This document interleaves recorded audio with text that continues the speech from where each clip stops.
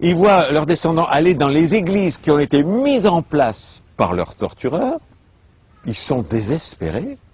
Si vous voulez retrouver la vérité qui est le culte de vos ancêtres, débaptisez-vous, apostasiez de la religion des colonisateurs, jetez les vêtements des colonisateurs, retrouvez les vêtements africains, retrouvez la culture africaine, retrouvez les religions d'avant la colonisation.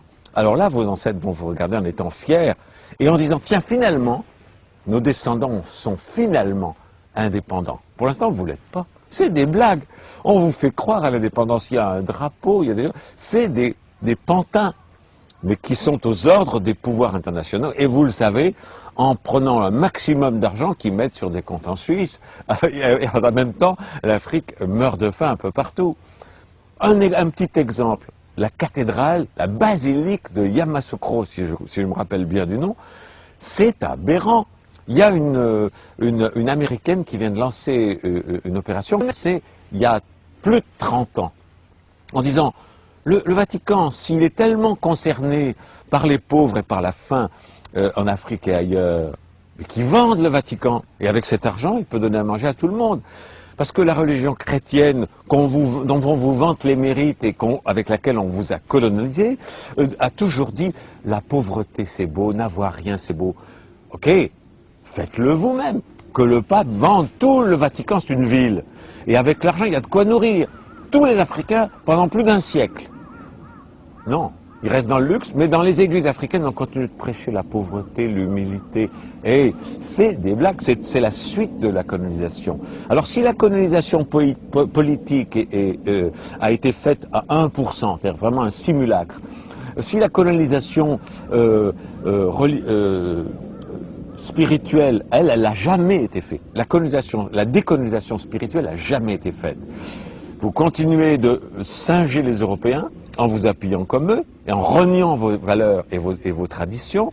Vous continuez surtout, une décolonisation religieuse s'impose. Apostasiez, débaptisez-vous, envoyez massivement des lettres aux églises en disant je renie le baptême, je retourne à la religion de mes ancêtres pour qu'ils soient fiers de moi.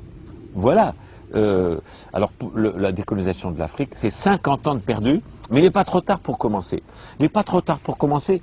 Et les meilleurs alliés, j'ai un projet, moi, je trouve que le projet, il est en train de se mettre en place, des États-Unis d'Afrique, des Royaumes unis d'Afrique, car il faut revenir aux groupes ethniques, aux nations ethniques originelles, qui se fédèrent dans une Europe unie, comme les Européens le font, dans une Europe unie, dans une Afrique unie, un Kama uni, les Royaumes unis de Kama.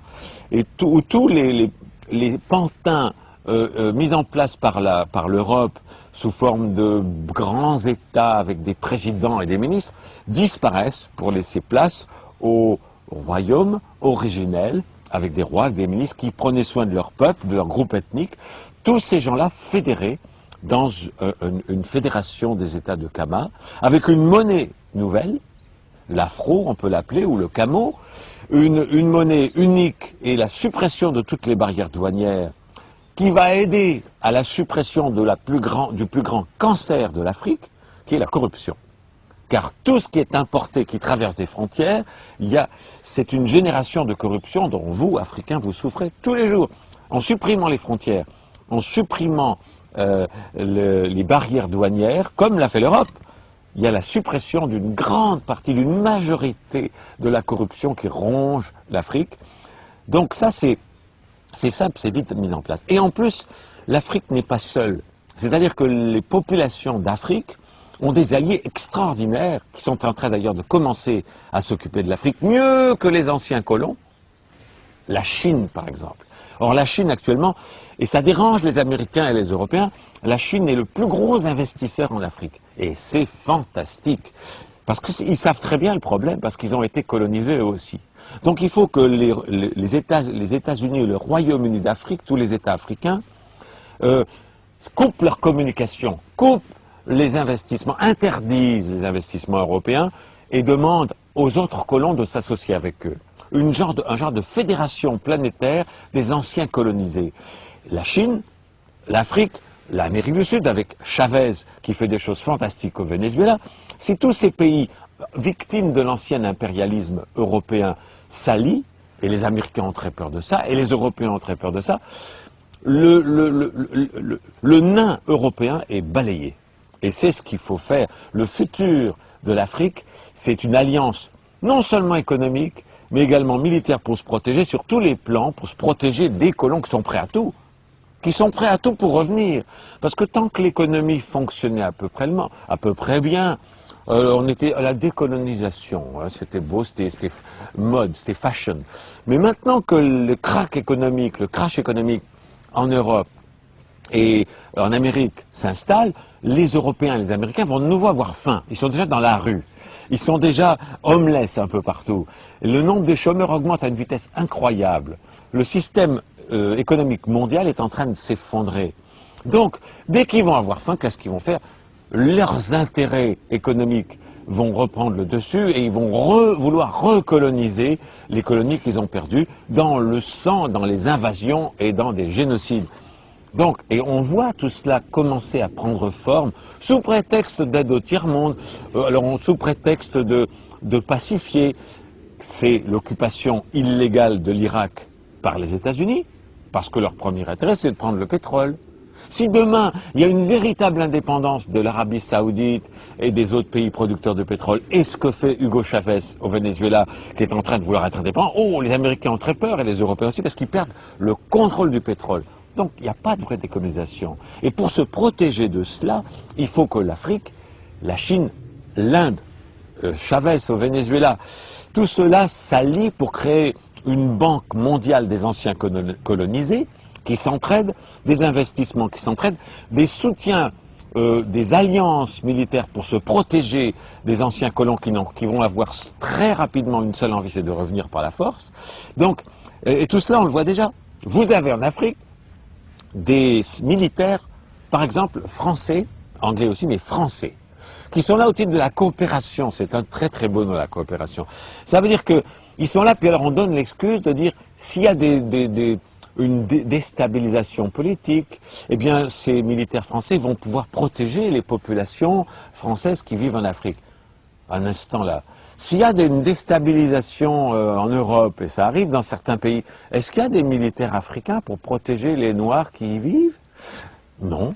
Alors donc il n'y a pas d'équivalence, il n'y a pas de réciprocité, c'est toujours un paternalisme et un tempérament de conquistador qui est en place pour dire vous êtes indépendant, mais attention, hein, on vous surveille, on vous patronise quand même, on regarde si tout va bien, sinon on va revenir.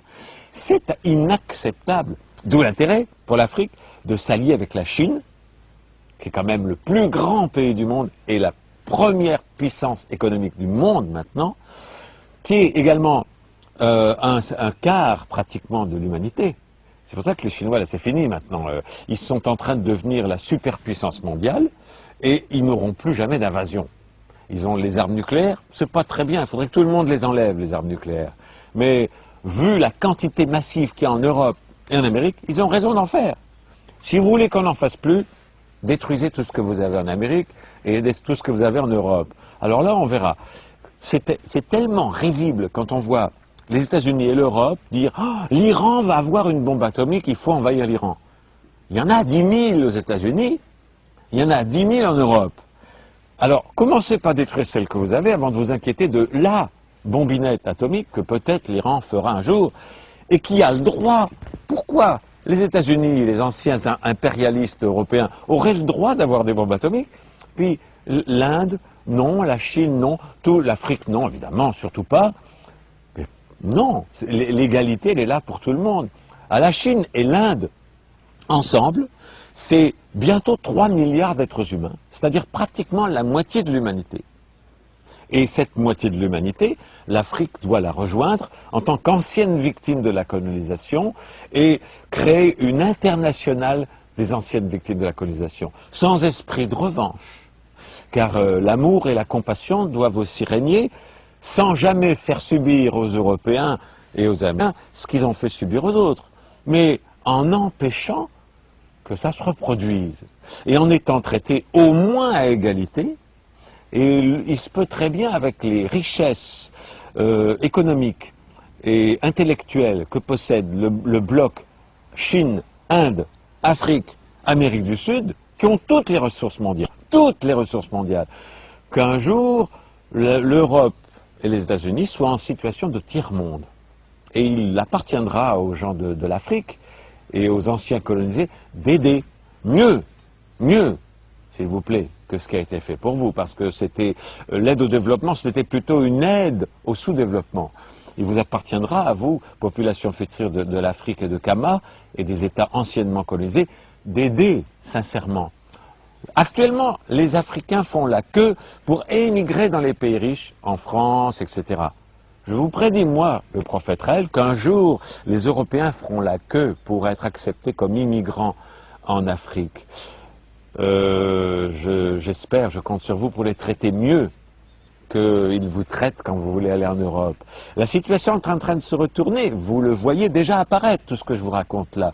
Énormément de nouveaux diplômés des universités françaises, au lieu de trouver un travail en France ou aux États-Unis, reviennent au pays, reviennent en Afrique, parce qu'ils y sont mieux traités, parce qu'il n'y a pas de racisme, parce qu'ils vont pouvoir s'y développer d'une façon beaucoup plus forte, en créant des entreprises en Afrique.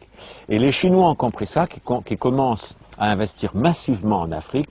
C'est extraordinaire, c'est magnifique. Augmenter ses liens avec la Chine, avec l'Inde, avec Chavez au Venezuela, et l'Afrique, très vite, va devenir un pays où les pauvres Européens vont vouloir venir essayer d'avoir du travail. À vous de les accueillir avec amour. Je voudrais ajouter quelque chose, c'est que l'Afrique, Kama,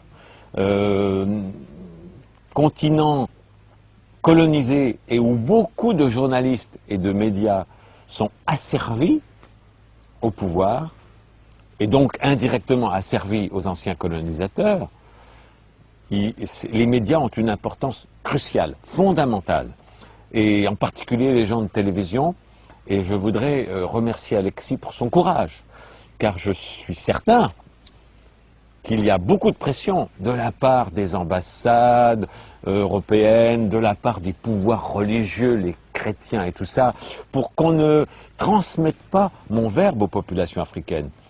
Et je tiens à féliciter, à remercier tout particulièrement Alexis pour avoir le courage de transmettre ces propos-là, qui lui, effectivement, peuvent lui attirer bien des désagréments parfois, mais c'est de ça que l'Afrique a besoin. L'Afrique a besoin de centaines d'Alexis qui disent les vraies choses sans avoir peur de déplaire aux anciens colonisateurs et aux marionnettes qu'ils ont mis en place dans les gouvernements démocratiques africains.